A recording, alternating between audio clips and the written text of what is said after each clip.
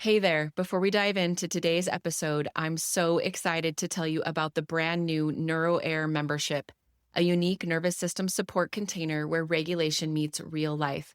As a member, you'll receive access to the brand new NeuroAir regulation support app. Plus, you'll be able to join our private heartbeat community completely off social media. You'll also get monthly live coaching, somatic practice labs, and a container where naming isn't shaming and transformation happens through supported practice. Are you ready for real nervous system support?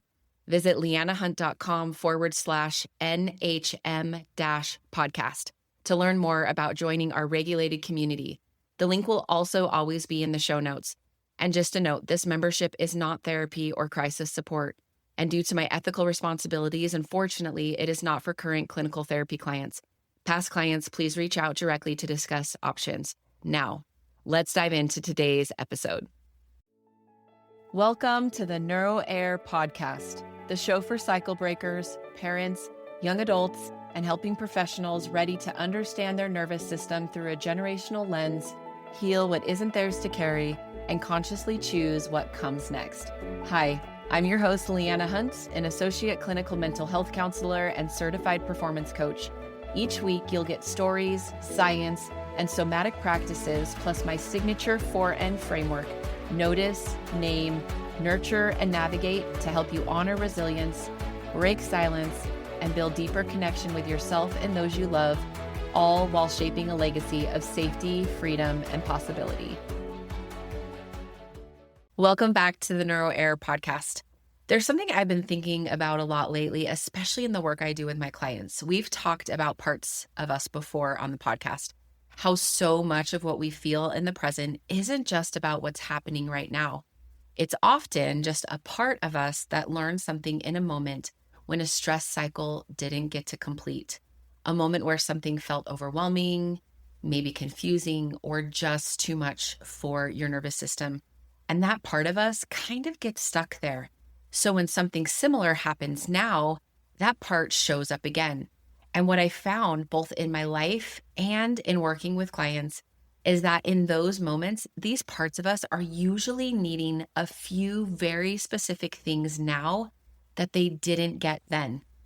These parts need to feel like they are not alone.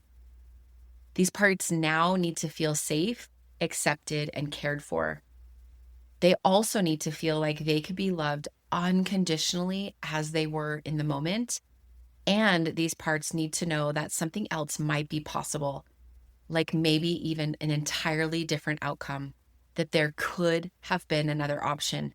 And this is where parts work becomes really powerful, because while we can't go back and change what happened, we can begin to offer those parts of us what they didn't have at the time.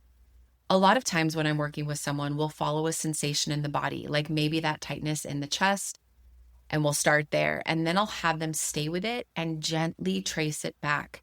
And almost always it leads to a much younger version of them.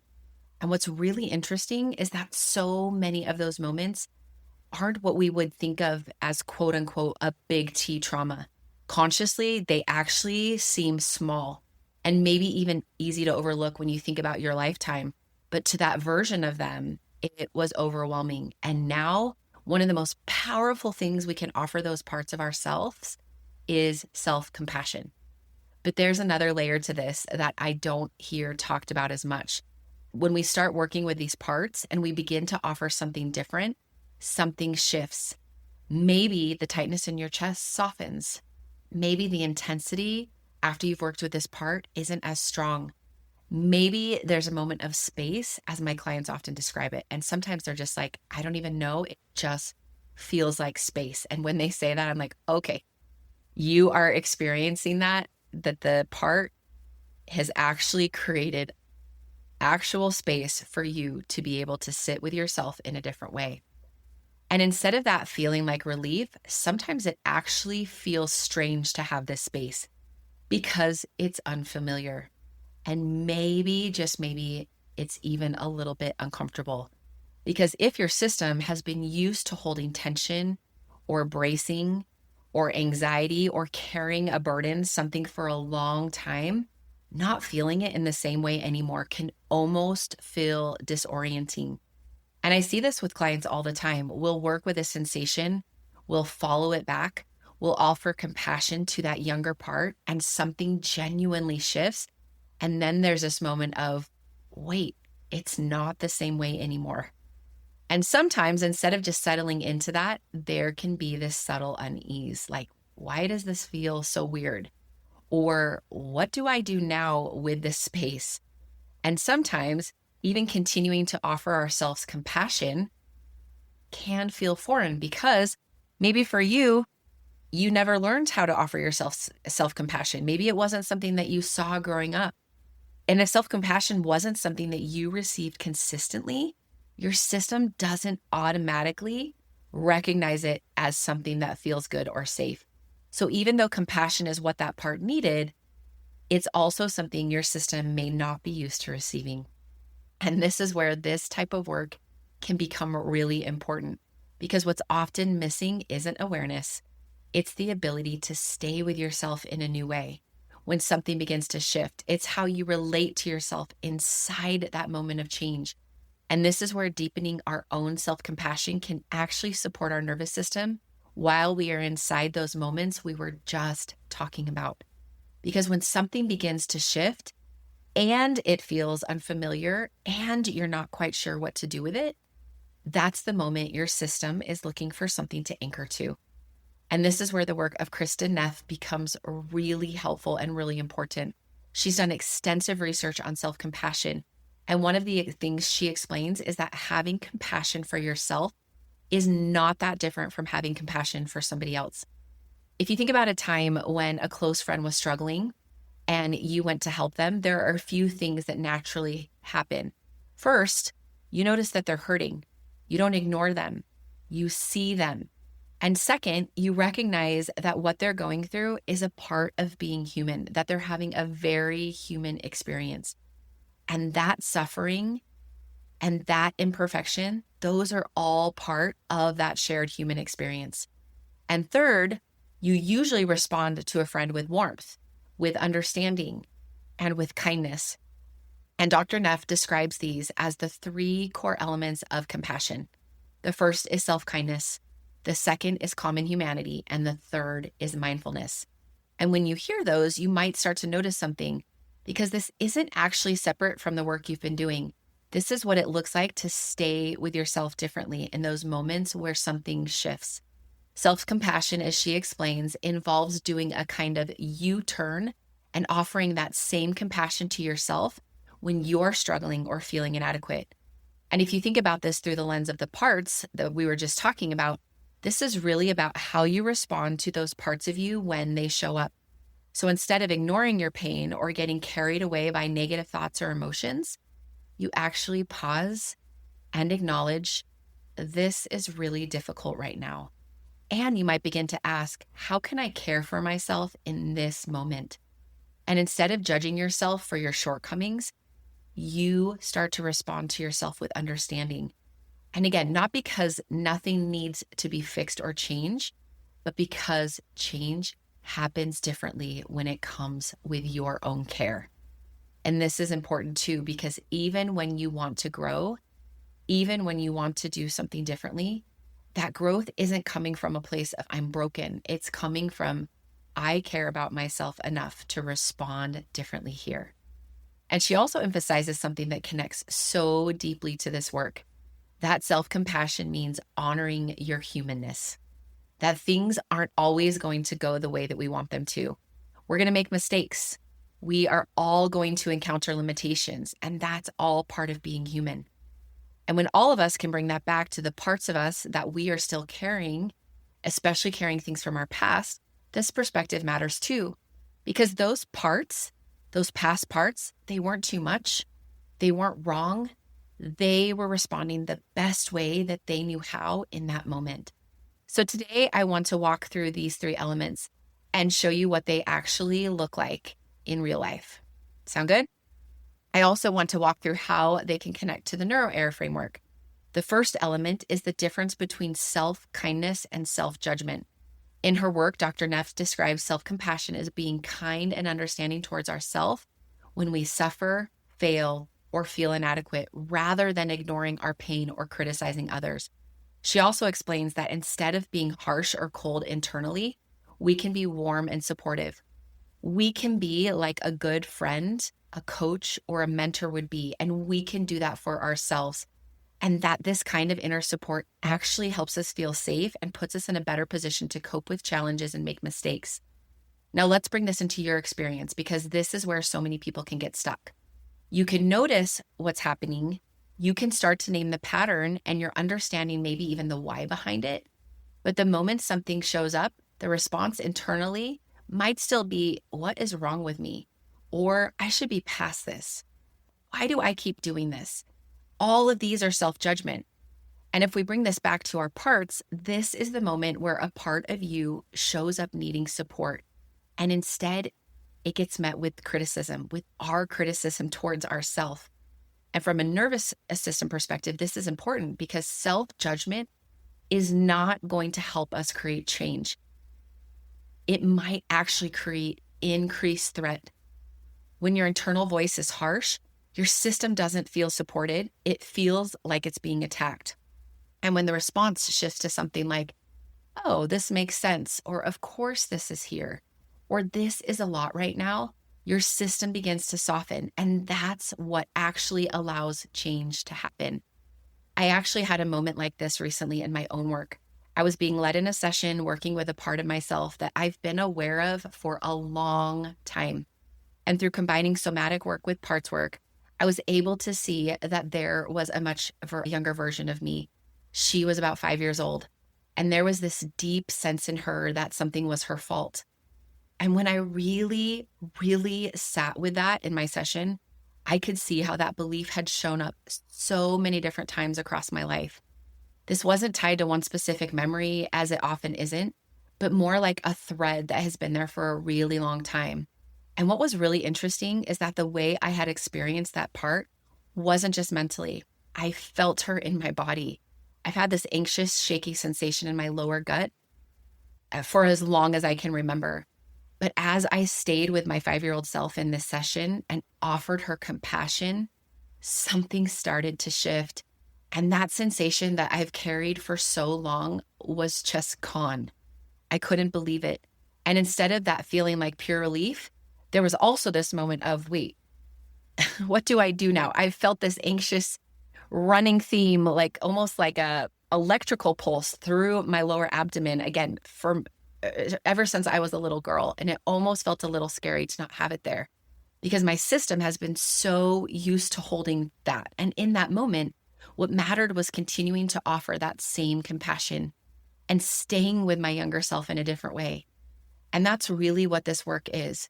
Self-compassion is not just something nice to think about. It's not just something we say to ourselves once and move on. It's actually how we begin to relate to those parts of us that have been carrying something for a really long time. This is what we call nurture in the neuro-air framework. Not having to change or fix, but meeting yourself with support. And it's also important to say that self-compassion is not letting yourself off the hook. It's not avoiding growth. It's actually choosing to grow from care instead of shame. And something really cool when I work with clients, again, we often start with that sensation. We'll follow it back. They'll connect into a younger time, which again, that would be the part. They'll start to see that by just noticing the part, by being curious, by being open and loving, oftentimes that sensation will start to shift on their own. So I want you to think about that. What if that sensation, like mine that was in my lower gut, you've had for a long time, like, again, the tightness in your chest, or maybe that pit in your stomach. Sometimes it can even feel like a migraine or a headache that you have had. What if it is just a younger version of you that is trying to get your attention?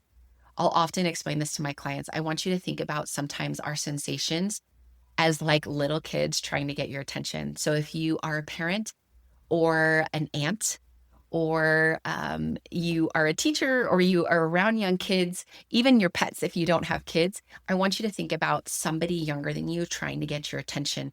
They're usually not going to stop by avoidance. Usually for kids, and I've raised 4 kids, they just would get louder until I would offer them some of my attention. And what's so funny as I think about that now as a mom is I would often be able to finally say, I would get off the phone and be like, okay, you have my attention. And then that's all they wanted. And then they would say they forgot and they would run off.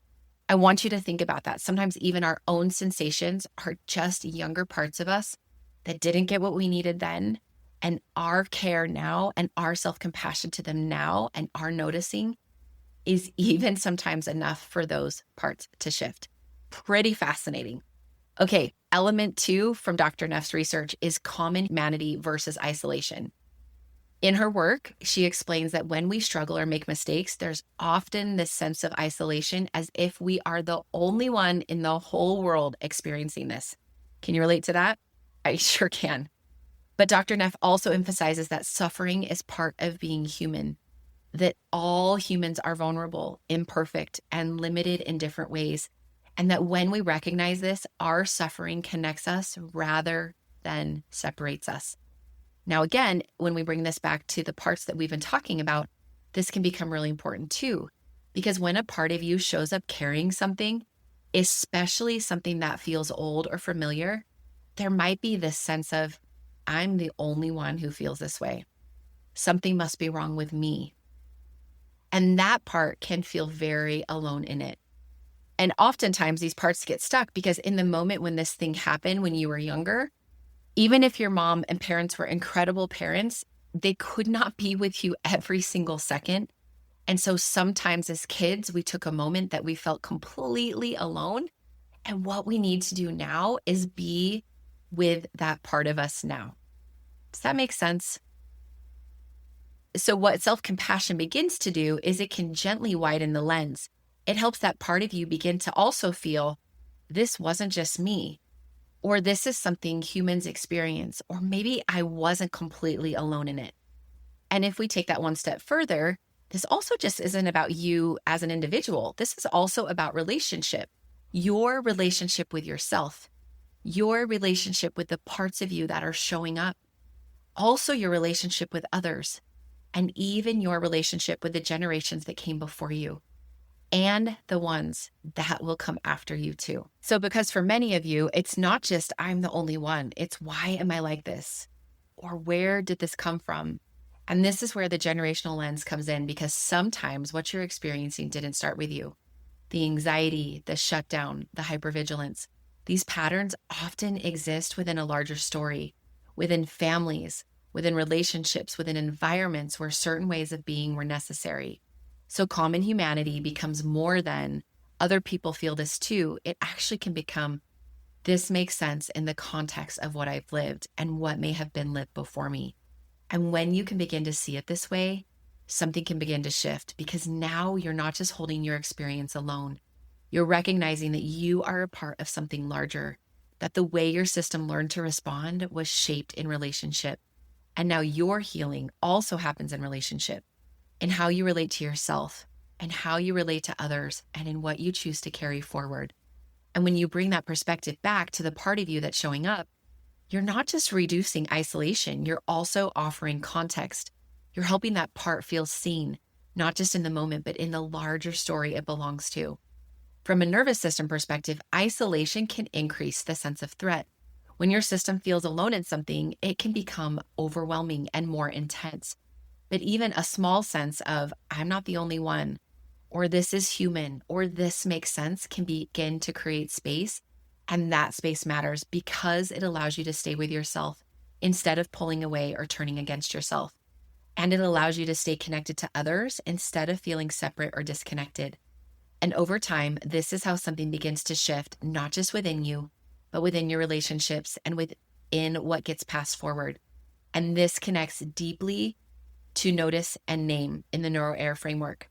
Because when you notice what's happening and can name it without judgment, you can begin to step out of isolation and into connection. Okay, and element 3 is mindfulness versus over-identification. In her work, Kristen Neff explains that self-compassion requires taking a balanced, mindful approach to our suffering so that we neither suppress nor exaggerate it. She describes mindfulness as allowing us to turn towards our pain with acceptance of the present moment while preventing us from becoming over-identified with difficult thoughts and emotions so we aren't swept away by them. And if we bring this back to the parts we've been talking about, this is really about how you stay with a part without becoming the part. This is such an important piece because this is where awareness can either support you or maybe support you in a spiral. Okay, so you notice something, maybe it's a sensation, an emotion, or a part of you activating, and then you might immediately become it, such as I'm anxious, I'm overwhelmed, this is who I am, or this is who I've always been. This would be over-identification. That's when the part can take over the whole system. Mindfulness sounds different. It can sound like, I'm noticing my anxiety. I can feel the sensation in my body. This is here right now. It's saying a part of me feels this way. Not all of me feels this way, or all of me is this way. And this one shift can create space in a more regulated, grounded way because now you can be with that part of you instead of inside her or him. That's the difference between being inside the storm and having space within it. Let me say that one more time. That's the difference between being inside the storm and having space within the storm. And when there's space, something really important becomes possible. You can stay more present and you can stay more connected and you can choose how you want to respond instead of reacting automatically. And this is where all three elements start to come together because mindfulness gives you the awareness, common humanity gives you the context, and self-kindness gives you the response. And when you bring that back to the parts of you that are showing up, mindfulness is what allows you to turn towards them without getting lost in them. It allows you to notice and name, and in doing that, it then creates space for nurture. I want to walk you through a simple practice that comes directly from the work of Dr. Neff, and you can find more self-compassion exercises along with her research on her website, selfcompassion.org. This is how she teaches the self-compassion break. I want you to think of a situation in your life that is difficult, that is maybe causing you current stress. Call the situation to mind and see if you can actually feel the stress and emotional discomfort in your body.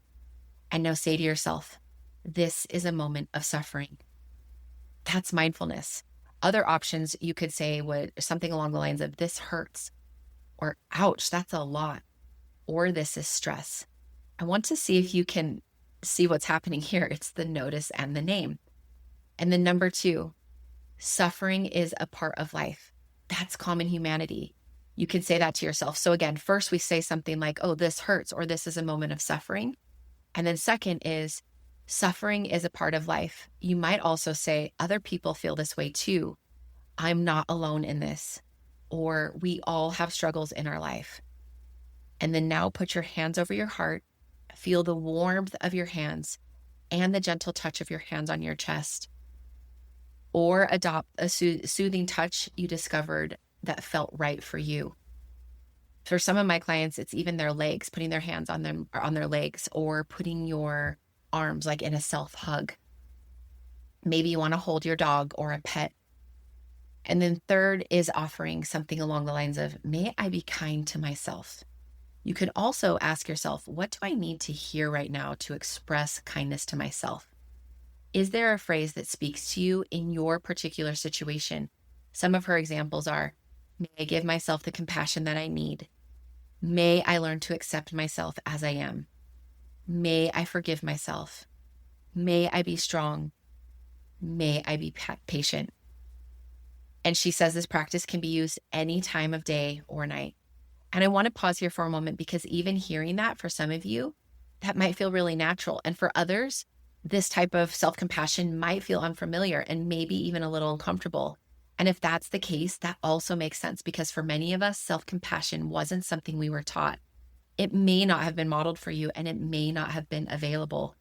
And generationally, there may have been a time when survival required something very different of your ancestors. So offering yourself kindness now might not feel automatic. It might feel like something your system is still learning how to receive. And this is where I want to gently bring this back into the work we've been talking about. Because when you take a practice like this and you apply it to a part of you that's showing up, it can become even more powerful. So instead of just saying this is a moment of suffering, you might begin to deepen your notice practice. and maybe saying, there's a part of me that's feeling this. Instead of just suffering as a part of life, you might begin to name it. This makes sense. This part learned something at this point. And this didn't just come out of nowhere. And instead of just offering words like, may I be kind to myself, you can also begin to nurture that part directly, not just with words, but with your presence, with your attention, and with your care. And this is something I do a lot with clients and something I've experienced in my own work too. We'll take that younger part and in their mind, we'll invite them into a place that feels safe, a place that feels peaceful. Sometimes it's somewhere real that my client has been, and sometimes it's something they create in their mind. And what's so interesting is how quickly that part can begin to shift. You can almost feel your own nervous system soften in the moment. Maybe you picture this younger part of you sitting in the sun, finally able to relax. Or maybe you feel the ocean breeze and you take your part and feel the ocean, that ocean waves at your feet, and something in them finally lets go. Or maybe it's in the quiet of the mountains where they can finally breathe. And in that place, they're not carrying everything anymore.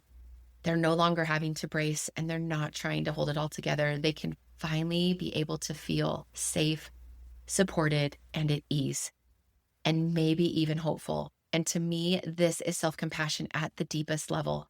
Not just something you say once, but something you begin to offer to the part of you that has been waiting for it. Because the more you gently turn towards what feels stuck or off or still carrying something, the more your system can begin to soften. Tension can start to release. The need to brace can begin to relax, and your body can rest from this new place. Compassion can begin to feel more natural, and something that may not have felt accessible before, like hope, can start to come back online.